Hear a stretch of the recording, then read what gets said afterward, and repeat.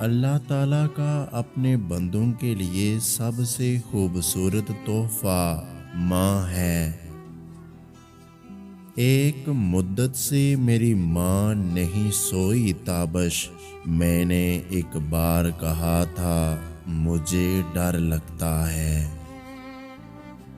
जब इंसान अपने माँ बाप के लिए दुआ करना छोड़ देता है तो उसका रिज़्क रोक दिया जाता है। इंसान अगर कामयाब जिंदगी चाहता है तो वालिदैन की इज्जत करे। लबों पे कभी उसके बद्दुआ नहीं होती। बस एक माँ है जो कभी खफा नहीं होती। वफा करनी है तो माँ बाप से करो। दुनिया आपको तब ही प्यार करेगी जब आपके पास दुनिया वालों के लिए कुछ होगा।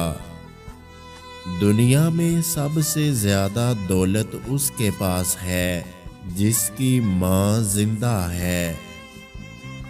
बाजार में हर चीज़ मिल जाती है लेकिन माँ और माँ का प्यार नहीं मिलता।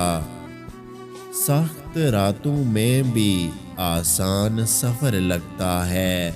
ये मेरी माँ की दुआओं का असर लगता है।